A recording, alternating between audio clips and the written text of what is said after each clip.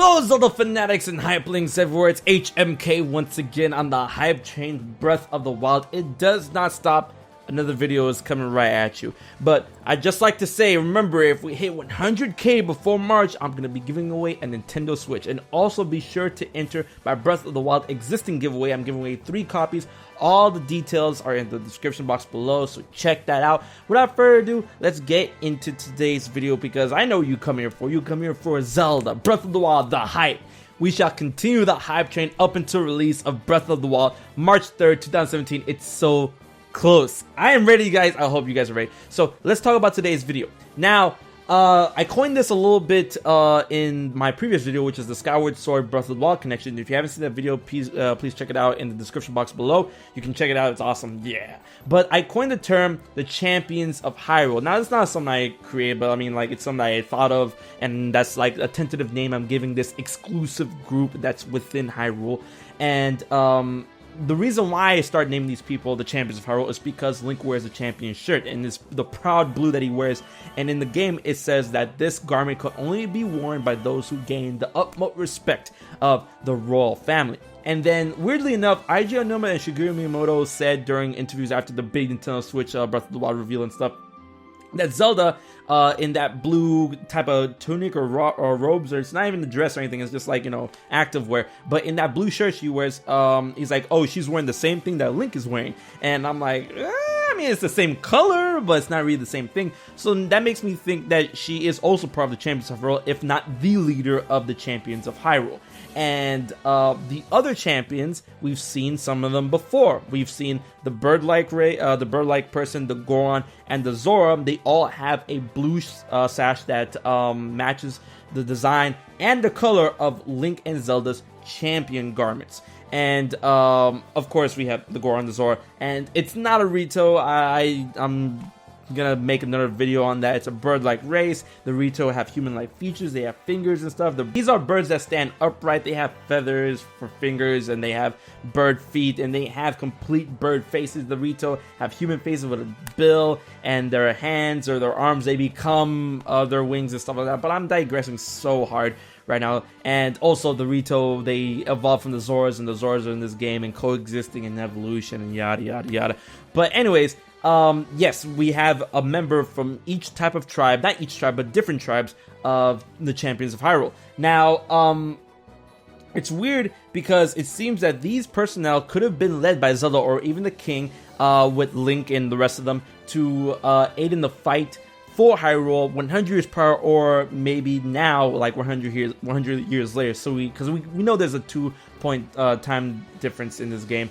And what time period are they going to exist in? I want to believe they exist in the present, but I think they exist in the past, only because in that second trailer that we saw at the Game Awards, the Life in the Ruins trailer, we saw the Falco-like person flying up to the big godly guardian, the divine beast, the bird one, right? And when we saw it, it wasn't corrupted. It was blue. It wasn't red. It just, like, you know, there was another shot of it becoming red. I'm pretty sure that's like the difference between the 2 time periods. And when he was flying up to the air, you see Link without the Sheikah Slate and the fully completed Master Sword, the pristine Master Sword. So that makes me believe that it's in the past, because we do have that kind of, you know, back and forth when it comes to Link and holding the Master Sword, and that is in the past, you know, when things were going bad. And then after Hyrule has fallen, we have Link now with the Sheikah Slate without the Master Sword, which is at the foot of the Great Deku Tree.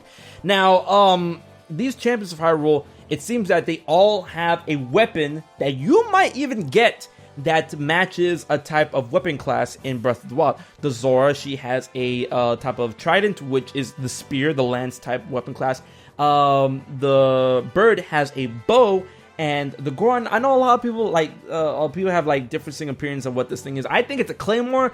People say it might be an axe, it might be a hammer, but we can't really see it because much of it is blocked behind his back, and he's all like with it there. But I want to believe it's a claymore, because we do see weird looking claymores in the game. It's a heavy weapon. So it seems that these weapons may be obtainable by the hero Link, or these are the weapons of the Champions of Hyrule that go along with, or maybe even is almost as powerful, not as powerful, as the Master Sword. Link has the Master Sword, the Zora has a trident, the bird has the bow, and the Goron has a claymore. And I believe there's also more champions than what we've seen already. And that may be the Gerudo girl that we saw in the trailer. Even though she's not wearing any type of blue, I believe that she might be another champion of Hyrule. And then something interesting enough, when going back to the bird again, like, why do we always keep going back to the bird? And I really want to know what the race is called. I am not gonna call him a Rito. But going back to the bird, it seems, thanks to what we've seen in the Life of the Runes trailer, these champions of Hyrule could have been the pilots to the divine beasts, the godly guardians. A lot of people were playing around with the fact that the Sheikah or the Sheikah defectors could have been the people who pilot these things. I believe that the Sheikah defectors could be the pilots 100 years afterwards, after they're corrupted or whatever. But before they're corrupted, they could have been piloted by a select person from each of the most important races. It sounds racist saying that, so I'm not even going to say that. So a select member of the races that control these things. How about that? And what I said before when talking about the Godly Guardians, the Divine Beasts, it seems that they are more attuned to one specific element of the 4 basic elements, and that is air, earth, water, and fire. And I believe that from each tribe, it kind of like signifies that element inclusion for the Godly Guardians, the Divine Beasts. The Goron, fire, controls the chameleon, which is arguably fire. The bird, air, controls the bird flying through the air or whatever. The camel is in the desert, earth, maybe controlled by the Gerudo. And the last one is the elephant, and I keep on saying that all the other elements are kind of like obvious to those specific animals, but I like to believe that the elephant is attuned with the water element because, you know, elephants, they suck up water, they spray it, all that stuff just for that. And there has been multiple legends in folklore and stuff with the element being associated with the elephant being water, right? So the Zora might control that elephant.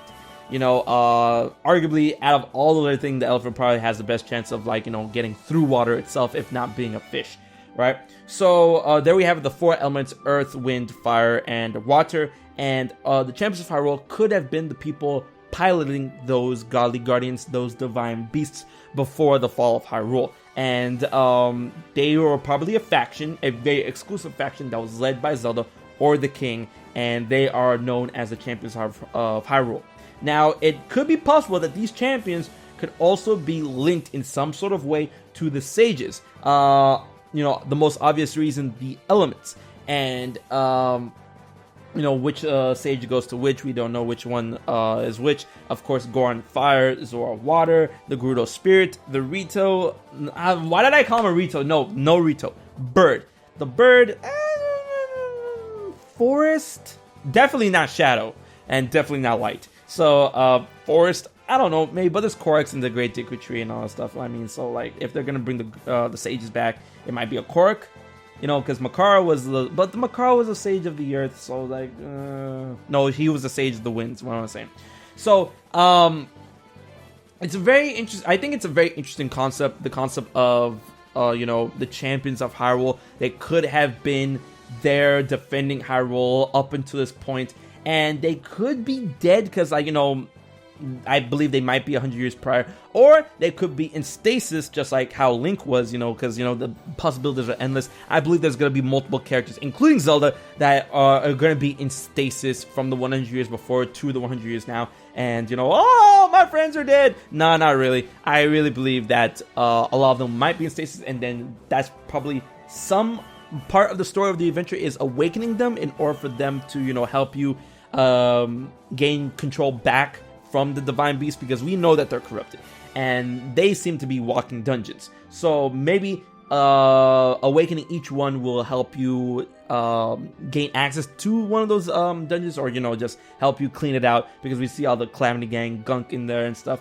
So I mean, I think the Champions of Hyrule is a very cool concept that Nintendo could play around with very easily, but we're gonna have to wait and see when the game comes out. But I'm very excited for this concept, but I want to know what you guys think about this theory. Do you think that there might be a faction known as the Champions of Hyrule, and do you think this faction is cool? Do you think I'm on point with it? What do you think about the inclusions, the members, the weapons that you could probably possibly get from that? Leave all your thoughts, theories, and comments in the comment section below. And while you're at it, be sure to like, favorite, share, and most importantly, subscribe to HMK. Remember, if we're getting to 100K before March, I'm giving away a Switch, and don't forget to enter my Breath of the Wild giveaway. Everything you need to know is in the description box below. The hype train is real, and we shall get continued videos, hype videos of Zelda Breath of the Wild up until release. I know what you're here for. I know what you come to the channel for, and you're gonna get it. So don't worry, we ain't stopping anytime soon, and we shall have it in March. So guys, until the next video, I've been HMK, and I'll check you guys later.